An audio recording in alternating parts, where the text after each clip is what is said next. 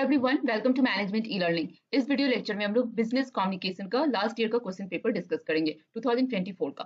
ठीक है, question paper को 3 सेक्शन में डिवाइड किया गया है, section A, section B and section C. Okay, section A से स्टार्ट करते हैं जिसमें टोटल 10 क्वेश्चन है and it carry 2 marks. First question है आपका डिफाइन पैरा लैंग्वेज। ठीक है, para language, para language non verbal communication का पार्ट है। इसको वोकैलिक्स भी कहते हैं, पैरा लैंग्वेज को वोकैलिक्स भी कहते हैं।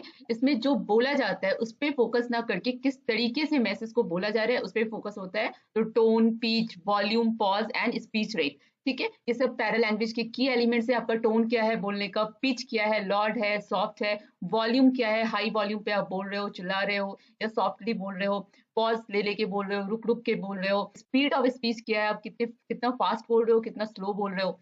Okay, so paralanguage refers to the non-verbal element of communication, non-verbal element of communication used to modify meanings and convey emotion.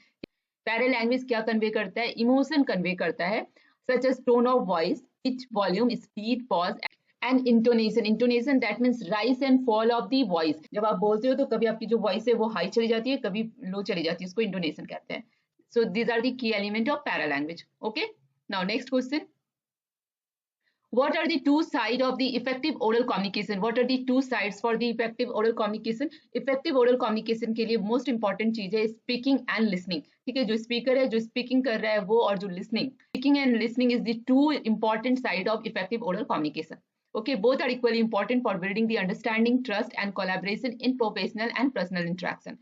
Okay, इनका आप की एलिमेंट्स लिख के आ सकते हो, की फीचर्स लिख के आ सकते हो कि इफेक्टिव स्पीकिंग कैसे होनी चाहिए। इसमें आप लिख सकते हो clear pronunciation, appropriate tone, pitch, volume, structure, content, English language, proper body language और आई कांटेक्ट। ठीक है, जो स्पीकर है, जिसको स्पीच देना है या जो कन्वे कर रहा है मैसेज, वो कॉन्फिडेंट होना चाहिए, क्लियर प्रोनाउंसिएशन होना चाहिए, एप्रोप्रिएट टोन, पिच, वॉल्यूम होना चाहिए, देन स्ट्रक्चर कंटेंट होना चाहिए, जो भी वो मैसेज दे रहा है वो स्ट्रक्चर फॉर्म में होना चाहिए, प्रॉपर लैंग्वेज होना चाहिए, अंडरस्टैंडेबल लैंग्वेज होना चाहिए and body language, eye contact proper होना चाहिए।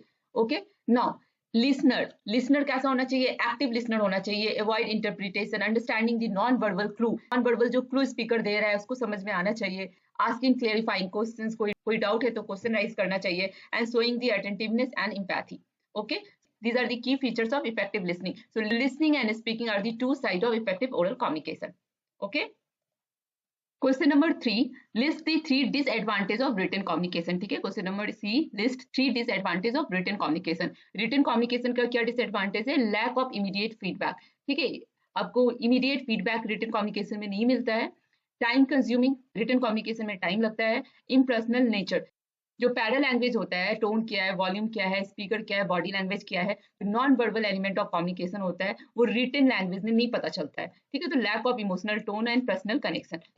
Define conciseness in the context of written communication. Conciseness that means जो भी आप मैसेज दे रहे हो वो क्लियर होना चाहिए, डायरेक्ट होना चाहिए, शॉर्ट होना चाहिए, अननेसेसरी का वर्ड्स, रिपीटेशन ये सब यूज नहीं होना चाहिए। ठीक है, तो now conciseness in written communication means expressing ideas clearly using the fewest possible words without losing intent meaning.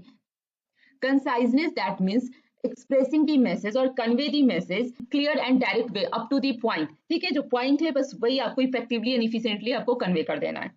Okay, यहाँ पे मैंने key features of conciseness लिखा है, remove the unnecessary words or repetition, uses the precise vocabulary that means clear, accurate vocabulary, deliver the core message directly and improve the readability and effectiveness. ठीक है, next question है आपका question number E, what are the essential components of business letter layout. ठीक है, business letter layout का essential component क्या है। ठीक है, यहाँ पे मैंने कंपोनेंट लिखा है बिजनेस लेटर का कि क्या कंपोनेंट है, एंड देन यहाँ पे मैंने एक एग्जांपल भी पेस्ट किया है। ओके, देख लेते हैं। A well-structured business letter follow a professional format that ensure clarity, formality, and effectiveness. Here are the key component of standard business layout. Okay, यहाँ पे सेंडर एड्रेस होना चाहिए।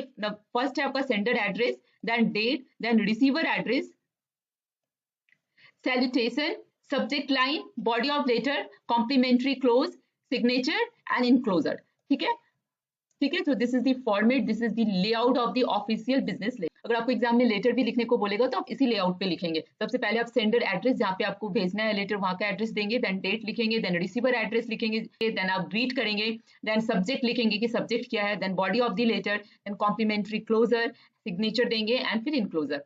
ठीक है, अगर कोई इनक्लोजर है तो वो भी अटैच करेंगे। ठीक है, नाउ नेक्स्ट क्वेश्चन, यहाँ पे एग्जाम्पल है, इस तरीके से आपको लिख के आना होगा। नेक्स्ट क्वेश्चन है आपका question number F. Question number F, what do you mean by layout? Layout का मतलब क्या होता है बिजनेस कम्युनिकेशन में? तो लेआउट का मतलब होता है स्ट्रक्चर और अरेंजमेंट और फॉर्मेट ऑफ रिटन डॉक्यूमेंट। ठीक है, जितना भी रिटन डॉक्यूमेंट होता है, जितना भी बिजनेस कम्युनिकेशन में रिटन वे में मैसेज को कन्वे किया जाता है, उसका स्ट्रक्चर क्या होना चाहिए, फॉर्मेट क्या होना चाहिए, उसको लेआउट कहते हैं। ठीक है, की एलिमेंट ऑफ लेआउट, लेआउट में क्या क्या आता है, मतलब क्या क्या चीज को आप स्ट्रक्चर वे में लिखोगे।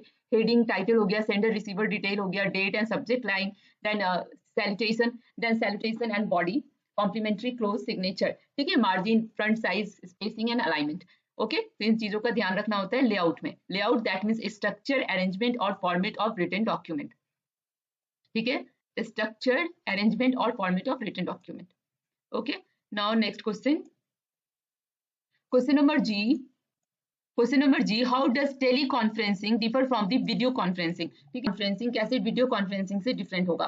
टेली कॉन्फ्रेंसिंग बस हम ऑडियो बेस्ड मीटिंग कर सकते हैं बाय यूजिंग फोन। ठीक है, टेली दैट मींस टेलीफोन, जहाँ पे conferencing that means meeting, audio based meeting using phone.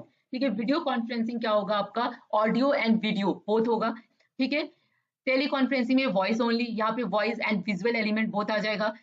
Tele conferencing में टेलीफोन लाइन, मोबाइल नेटवर्क होना चाहिए। वीडियो कॉन्फ्रेंसिंग में आपका internet, webcam, video conferencing software. Okay okay, so these are the basic difference between teleconferencing and video conferencing. Now next question, question number H, define intranet. Define intranet. ठीक है, intranet होता है जो companies में, multinational companies में या bank में, जहाँ पे इंटरनल जो एम्प्लॉय है उनके यूज के लिए जो इंटरनेट यूज होता है उसको इंट्रानेट कहते हैं। जहाँ पे वो इंफॉर्मेशन शेयर कर सकते हैं, रिसोर्स शेयर कर सकते हैं, कम्युनिकेशन शेयर कर सकते हैं विद इन द ऑर्गेनाइजेशन। ठीक है, सिर्फ अपने एम्प्लॉयज ही शेयर कर सकते हैं, उसको इंट्रानेट कहते हैं। Intranet is a private secure network used within the organization to share the information, resources, service and communication tool amongst the employees. ठीक है, तो key feature of intranet, accessible only to authorized user within the organization, used for the internal communication, document sharing, HR tools, announcement etc, hosted locally or the secure cloud platform. ठीक है, so intranet is the private internet for the employees within a company. ठीक है, next question, what are the purpose of writing minutes for a meeting? Okay, writing writing minutes for a meeting. ठीक है, यहाँ पे मैं आपको layouts भी बताऊंगी कि लेआउट्स मीटिंग राइटिंग मिनट्स का लेआउट क्या है and purpose of writing minutes क्या है। ठीक है, पहले पर्पस देख लेते हैं। रिकॉर्ड ऑफ डिस्कशन, मिनट्स में हम लोग क्या करते हैं, जो भी मीटिंग में डिस्कस किया गया है उसको हम लोग लिखते हैं, तो record of discussion, documentation of decision, assignment tracking, legal and official proof, improve the transparency and communication. Okay, अब हम लोग फॉर्मेट देख लेते हैं कि राइटिंग मिनट्स में का क्या फॉर्मेट है। तो हेडिंग पहले लिखना है, हेडिंग और टाइटल लिखना है कि किस पर्पस से मीटिंग हो रहा है। Suppose minutes for marketing strategy. ठीक है, अगर आपका मार्केटिंग स्ट्रैटेजी बिल्ड, अगर मार्केटिंग स्ट्रैटेजी के लिए मीटिंग हो रहा है, डिसीजन मेकिंग के लिए मीटिंग हो रहा है मार्केटिंग से रिलेटेड, तो आप उसका हेडिंग लिखोगे, टाइम वेन्यू दोगे, डेट किस डेट पे हो रहा है, किस टाइम पे हो रहा है और कहाँ पे हो रहा है। Then list of attendees, that means जो जो मीटिंग को अटेंड कर रहे हैं, जो मीटिंग को अटेंड कर रहे हैं, पार्टिसिपेट कर रहे हैं, उनके नाम विद डेजिग्नेशन। ठीक है, पर्पस ऑफ मीटिंग, पर्पस क्या है, मीटिंग का क्या पर्पस है। एजेंडा, एजेंडा आइटम डिस्कस, क्या क्या पॉइंट डिस्कस किया गया है, डिसीजन मेड, कोई डिसीजन लिया गया है, then action item and responsibility, conclusion लिखना है, क्लोजिंग रिमार्क्स एंड सिग्नेचर। ठीक है, तो ये मिनट्स ऑफ मीटिंग है जहाँ पे यहाँ पे मैंने सैंपल दिया है, डेट लिखना है, टाइम लिखना है, वेन्यू लिखना है, place, then list of attendance जिसने भी पार्टिसिपेट किया है with designation, then purpose of meeting, क्या पर्पस है, क्या डिस्कस करना है आपको, इस मीटिंग का क्या पर्पस है, ऑब्जेक्टिव क्या है वो लिखना है। ओके, देन एजेंडा, क्या क्या डिस्कस हुआ है वो लिखना है आपको, एजेंडा। देन डिसीजन में, डिसीजन क्या, आफ्टर डिस्कशन क्या डिसीजन लिया गया है, एक्शन प्लान क्या डिफाइन किया गया है, एंड कंक्लूजन और closure mark and then signature. Okay, this is the structure और layout of the minutes of meeting. Now section B, section B में आपका फर्स्ट क्वेश्चन है, सेक्शन बी का फर्स्ट क्वेश्चन है, discuss the key principle of successful oral communication and their impact on effective interaction. ठीक है, key principle of successful oral communication क्या है और उसका इंपैक्ट। ओके, ओरल कम्युनिकेशन का क्वेश्चन है, 10 मार्क्स का है। So these are the key principle of successful oral communication. ठीक है, clarity, conciseness, confidence, active listening, correctness, tone and voice modulation and non-verbal clue. ठीक है, एक एक करके देख लेते हैं. Clarity, that means simple clear language use करना है. Logical order में sequence में आपको message को convey करना है. ठीक है. Second one is the conciseness. Conciseness clear होना चाहिए, टू दी पॉइंट होना चाहिए, अननेसेसरी रिपीटेशन नहीं होना चाहिए, अननेसेसरी वोकैबुलरी और रिपीटेशन नहीं होना चाहिए, क्लियर होना चाहिए, शॉर्ट होना चाहिए. ठीक है. थर्ड है आपका कॉन्फिडेंस. कॉन्फिडेंस के साथ आपको मैसेज कन्वे करना है, आपको एक बॉन्डिंग क्रिएट करना है, आपको लिसनर के साथ एक बॉन्डिंग क्रिएट करना है, ट्रस्ट बिल्ड करना है. ओके. एक्टिव लिसनिंग, जो लिसनर है उनको भी एक्टिवली सुनना चाहिए, एक्टिव इन्वॉल्वमेंट उनका होना चाहिए. Okay. Correctness, using the grammatically accurate, pronunciation accurate, जो आप सेंटेंस फॉर्म कर रहे हो वो करेक्ट होना चाहिए. ठीक है. तो correctness. Then tone and voice modulation, जो आप बताना चाह रहे हो उसके अकॉर्डिंग ही टोन होना चाहिए, जो आपका वॉइस मॉड्यूलेशन है उसके अकॉर्डिंग ही होना चाहिए. ठीक है. And non verbal clue, conversation में, अपने स्पीकिंग स्किल में, अपने स्पीच में जब आप नॉन वर्बल क्लू यूज करते हो, बॉडी लैंग्वेज यूज करते हो, तो वो कम्युनिकेशन मोर इफेक्टिव हो जाता है. जैसे eye contact, body gesture, posture, facial expression. ठीक है. These are all element make the communication, oral communication more effective. ठीक है. तो आपसे पूछेगा कि what are the key principle of successful oral communication, या फिर पूछेगा कि key element of effective oral communication. तो आप इसमें ये सारे पॉइंट्स लिख के आ सकते हो. ठीक है. अब इन सारे पॉइंट्स का इम्पैक्ट क्या है, impact on the effective interaction. अगर आपने ओरल कम्युनिकेशन अच्छे से हुआ है तो उसका इम्पैक्ट क्या होगा वो देखना है. इम्पैक्ट क्या है, improve the understanding, enhance the collaboration, build trust, prevent conflict, confusion and lead to the more productive meaningful interaction. ठीक है. जो भी आप मैसेज कन्वे करना चाह रहे हो वो अच्छे से कन्वे हो जाएगा, एक ट्रस्ट बिल्ड होगा, एक रिलेशनशिप बिल्ड होगा, कोलैबोरेशन इंक्रीज होगा, कॉन्फ्लिक्ट, कंफ्यूजन ये सब रिड्यूस हो जाएगा, ऑर्गेनाइजेशन का जो प्रोडक्टिविटी है वो इंक्रीज हो जाएगा. Okay, now next question for 10 marks.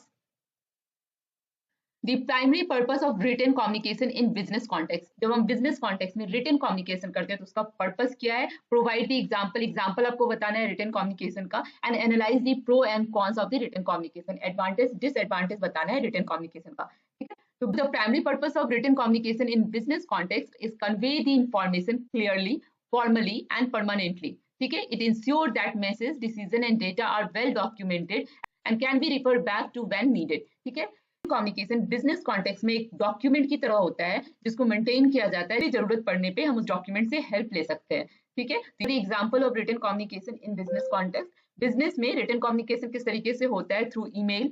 में बिजनेस में कंपनी में मेल के थ्रू हम लोग कम्युनिकेशन करते हैं, इंटरनल कम्युनिकेशन भी मेल के थ्रू करते हैं, या क्लाइंट को कुछ कम्युनिकेट करना है तो फिर मेल लिखते हैं. ठीक है. तो mail is the example for written communication in business. Business letter that means आपका ऑफिशियली जो कम्युनिकेशन होता है, ऑफिशियली रिटन कम्युनिकेशन. ठीक है. वो प्रूफ है आपका. फॉर एग्जांपल आपको अगर ऑफर लेटर मिलता है, जॉब ऑफर मिलता है तो आपको लेटर में मिलेगा. देन रिपोर्ट, आप रिपोर्ट तैयार करते हो किसी भी क्लाइंट के लिए या फिर कंपनी के लिए तो आप वो रिटन फॉर्मेट में करते हो, presenting data, finding, update.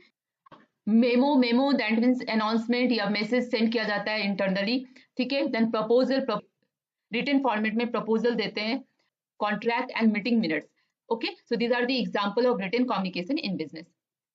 Okay, now advantage and disadvantage of written communication. Advantage, written communication का प्रो क्या है, एडवांटेज क्या है? Permanent record of the communication. Permanent record होता है रिटन कम्युनिकेशन में, जब भी जरूरत पड़ेगा हम उस डॉक्यूमेंट को देख सकते हैं, रिटन जो भी कम्युनिकेशन जिस फॉर्मेट में है उसको देख सकते हैं. Clear and organize presentation of idea. ठीक है.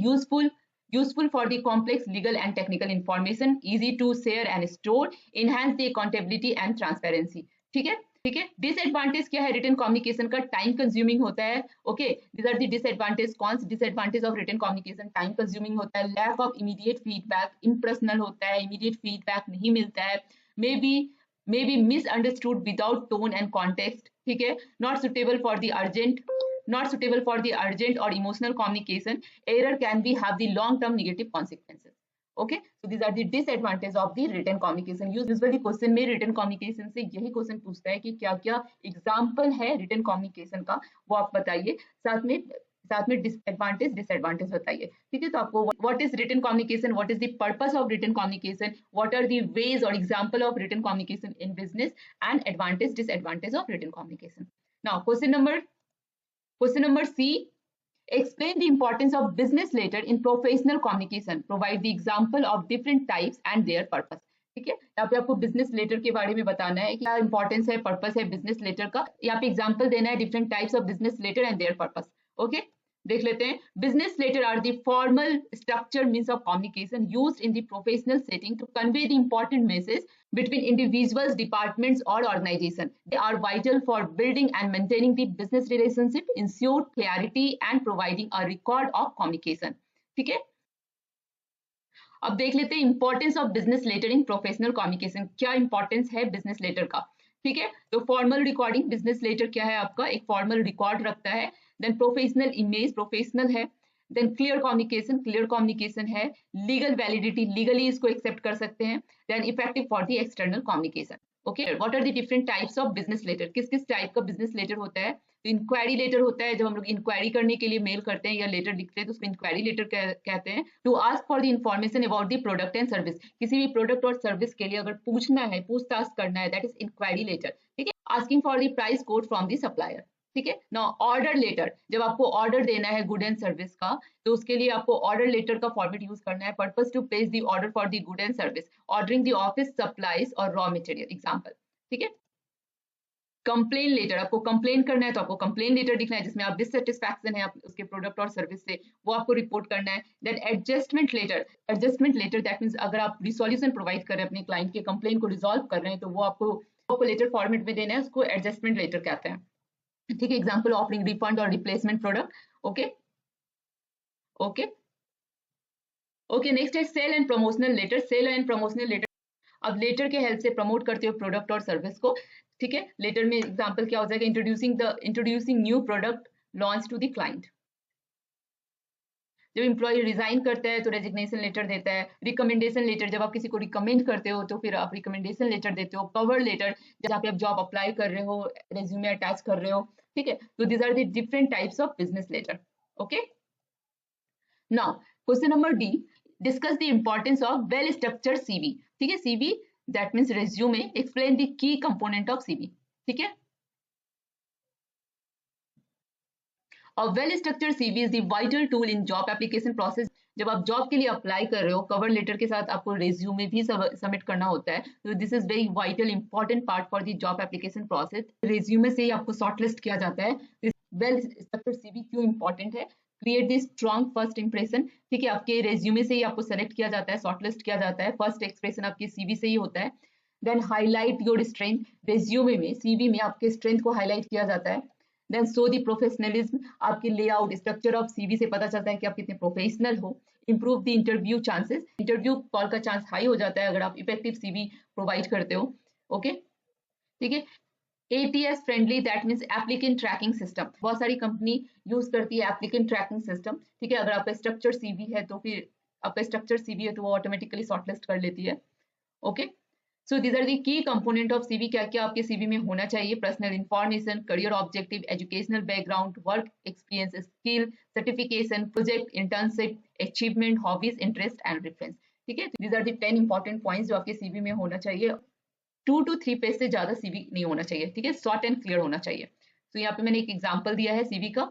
ठीक है, इस फॉर्मेट पे आप अपना सीवी बना सकते हो। Okay, now next question, explain the scope and importance of corporate communication within the organisation. ठीक है, scope and importance of corporate communication. Okay, तो स्कोप ऑफ कॉर्पोरेट कम्युनिकेशन देख लेते हैं। कॉर्पोरेट कम्युनिकेशन में आपका internal communication and external communication आ जाएगा। Internal communication between the management and employees या बिटवीन द एम्प्लॉइज। ठीक है, क्या टूल्स यूज करते हैं इंटरनल कम्युनिकेशन के लिए? मेल करते हैं, न्यूज़लेटर करते हैं, इंट्रानेट करते हैं एंड मीटिंग करते हैं। Newsletter that means internal, company का newsletter. Then external communication that means interaction with the customer, media, investor and public। ठीक है, क्या टूल्स यूज करते हैं? प्रेस रिलीज करते हैं, एडवर्टाइजिंग करते हैं या फिर पब्लिक रिलेशन। ओके, यहाँ पे आप सोशल मीडिया कम्युनिकेशन भी लिख सकते हो। नाउ स्कोप और क्या है? Crisis communication, brand and image building. ठीक है, corporate social responsibility, media relation, investor relation. So these are the scope under the corporate communication. Now importance क्या है? Importance क्या है? Build the organizational reputation by the help of corporate communication, different way of corporate communication, आप organization का reputation build कर सकते हो, promote the transparency, enhance the employ engagement, support the change management, improve the crisis management, strengthen the customer relationship, drive the business success. Okay, so these are the importance of corporate communication. Okay, अगर आपने channel को subscribe नहीं किया है तो channel को subscribe कर लीजिए, वीडियो को जरूर ही लाइक एंड कमेंट कीजिएगा, इससे मुझे बहुत ही मोटिवेशन मिलता है। आपके एग्जाम के लिए मैंने यूनिट वाइज टॉपिक को सेलेक्ट किया है, these are very important topic for your exam, बहुत ही हाई चांस होंगे एग्जाम में इससे क्वेश्चन आने का। वीडियो आपको बिजनेस कम्युनिकेशन के प्लेलिस्ट में मैनेजमेंट ई लर्निंग पे मिल जाएगा और फिर मैं अपलोड भी कर रही हूँ, तो इसलिए चैनल को सब्सक्राइब करना बहुत ही इंपॉर्टेंट है, इसलिए आप चैनल को जरूर से सब्सक्राइब कर लीजिएगा जिससे आपको नोटिफिकेशन मिल जाए और वीडियो आप अच्छे से देख के एग्जाम दे सको। All the best for your exam.